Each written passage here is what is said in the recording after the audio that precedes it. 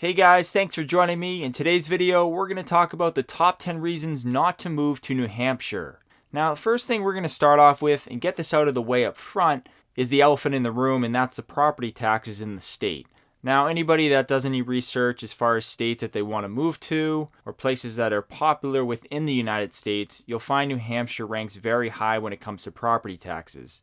Now, if we look right here, just a simple Google search will show you that New Hampshire's property taxes actually rank at the 4th highest in the U.S. So you can see here an average effective rate of 1.77%. Now, I think that seems a bit low. In the past, I believe it was somewhere around 2.05%. But regardless, that's still relatively high compared to a lot of other states, even though the state doesn't have any sales or state income tax. Now let's pop over to this website here and take a look. I think this is a great website just to compare property tax rates in various counties throughout the state, as well as other states that you might be moving from. Now if we scroll down and take a look here, the things that you'll need to know is the zip code of where you're looking, or you could also just search the town or city. And then the other thing is the assessed value of the home. Now, I've mentioned in other videos that the assessed value is not necessarily the same as the market value of the property. So if you see a property online listed at, let's just say $500,000, that doesn't mean the assessed value of the property is $500,000. Generally, it's about 80 to 90% of that value.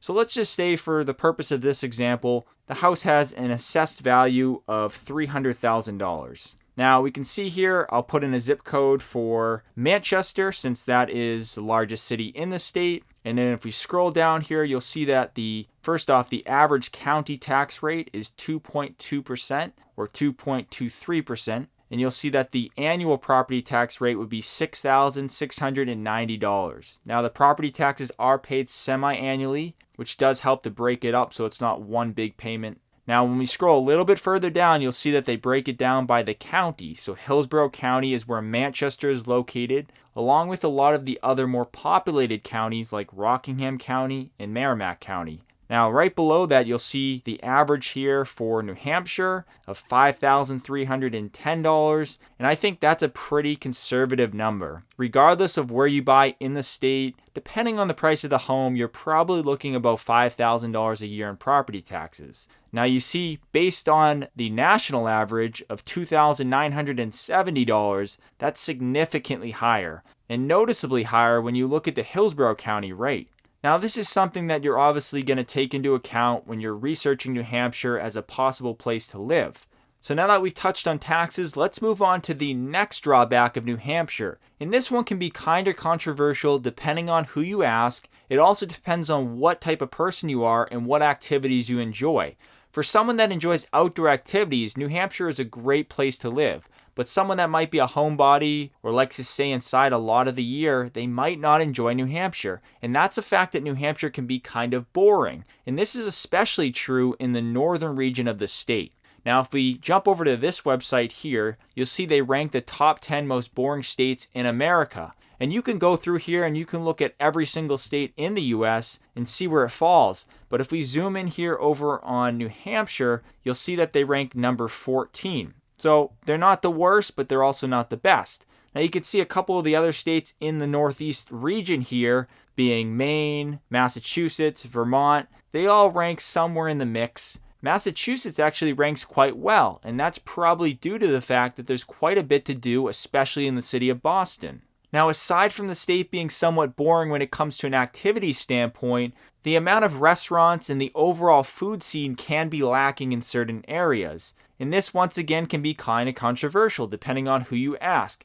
If you have certain dietary restrictions, you might find New Hampshire not to be a great state. Now, other people that enjoy certain types of cuisine like seafood, they might find New Hampshire to be a fantastic place to live. And this really goes back to where you're living. If you're in the northern region of the state, or maybe some of these areas on the western region close to the Vermont border, or maybe even some of these more coastal areas right up near the Maine border, there's not going to be as much to do. There's not going to be as many major grocery stores, restaurants, things of that nature, so you might just have to drive a little bit further to get to those.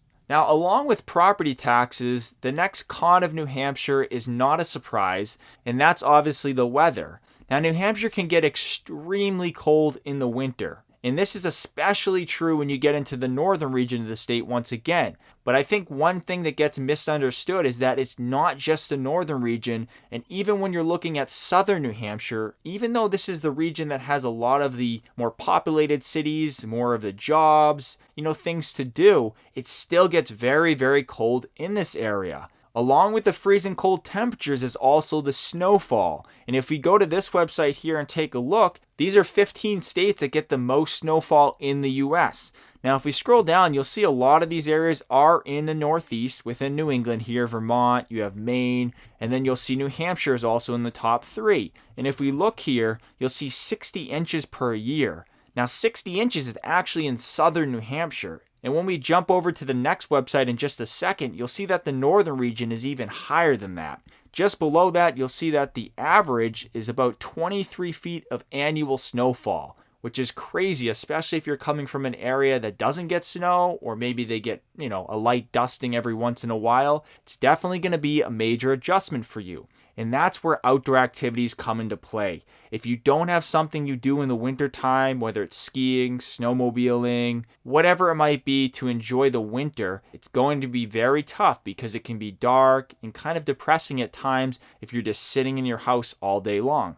Now, as a result of the climate and the weather that New Hampshire receives, the roads can be really bad. Now, freeways for the most part are pretty good, so if you're on major highways like 93, 89, 101, those are generally pretty good. But when you get onto some of these city roads, town roads, there might even be some dirt roads in the more rural areas, they can be really, really bad. And for someone that rides a motorcycle or has some type of sports car, this can be kind of a drawback because you can't fully enjoy that vehicle. Along with the roads, another thing that really affects your car is the salt. And when they're salting the roads in the wintertime, it really takes a toll on your car. You'll see that a lot of cars in the Northeast tend to rust a lot faster than cars you might find down south or on the West Coast. Along with the freezing cold temperatures comes ice.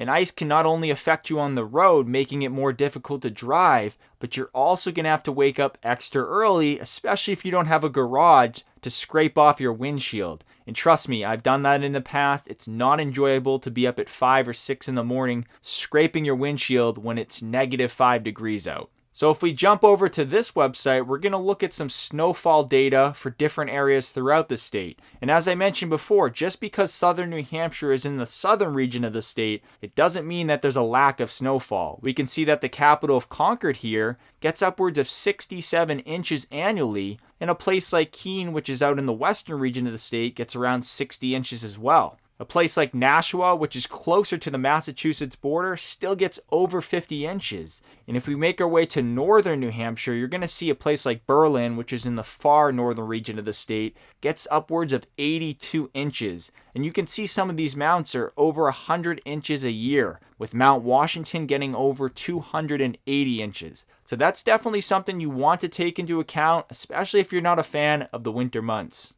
Now, going back to my point of salt, you'll see here on the New Hampshire Environmental Services website that they actually touch on this. The road salt was actually causing issues with the environment as far as the animals go, and it was also causing conflict with water when it would get into the drinking supply. So this is definitely an interesting article to read if you want to learn a little bit more about the state and what they're trying to do to prevent this moving forward.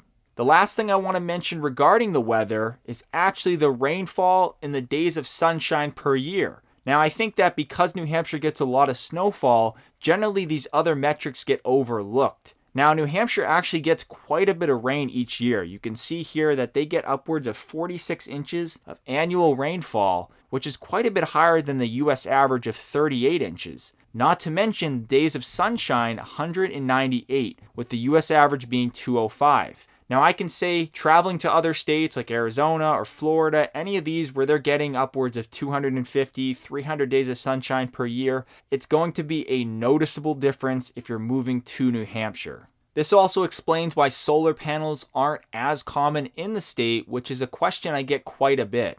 Now, moving on to the next drawback of living in New Hampshire, and that's the shopping options. Now, not everybody moving to the state really needs high-end shopping or the fancier grocery stores that tend to be a little bit more expensive, like a Whole Foods or a Trader Joe's. But it is nice to be close to those if you ever need to get a specialty item.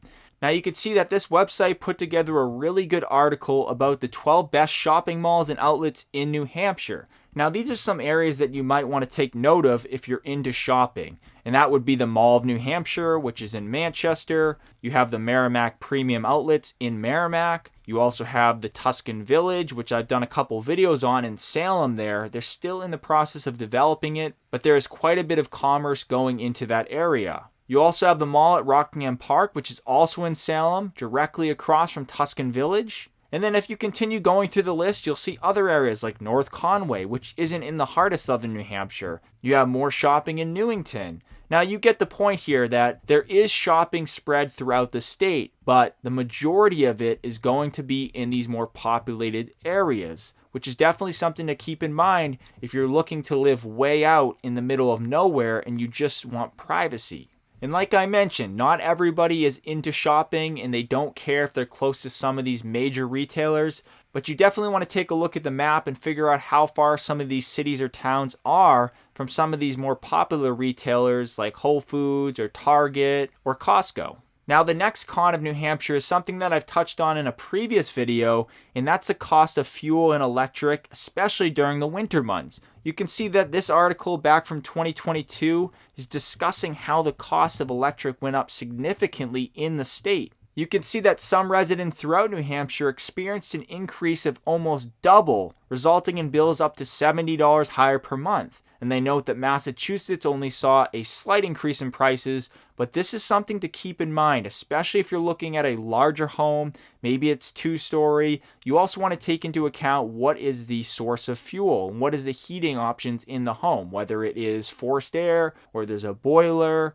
or you have a pellet stove or a wood-burning fireplace. Those are all things you want to take into account because they're almost hidden costs that people sometimes overlook initially. Now the next thing I want to mention might not be a con for everybody, and some people really don't care, especially when you take into account the lack of sunshine that we get each year, and that's the window tint laws. Now a lot of states are much more lenient or allow darker tint on the front windows or on the rear windows and the back window. They'll allow you to go as dark as you want. Now in New Hampshire, they have restrictions on all of the windows. Now, if I scroll down here, you'll see that the state allows no darker than 70% on the front 2 windows and then 35% on the back windows in the rear. Now, this isn't a huge deal. It's just something I wanted to point out that sometimes gets mentioned in forums or in blog posts regarding drawbacks to living in New Hampshire. Now, the last con on the list hasn't only affected New Hampshire, as it's been an ongoing concern throughout the country, and that's the cost of real estate. Now, the home prices here have skyrocketed over the past few years, and if we take a look here on Zillow, you'll see that over the past year, they've increased by 7%, resulting in a median home price of $429,421. Now, if we scroll down here to the chart, it's going to be even more shocking when we take a look at the median home price over the previous years. Now, let's go back to 2020, and you can see that during January, the median home price in the state was just $291,000. Now, it was at that time where people were still moving to New Hampshire as an affordable place to live with relatively low taxes, and at the time, property taxes weren't as crazy because the assessed value of these properties wasn't extremely high.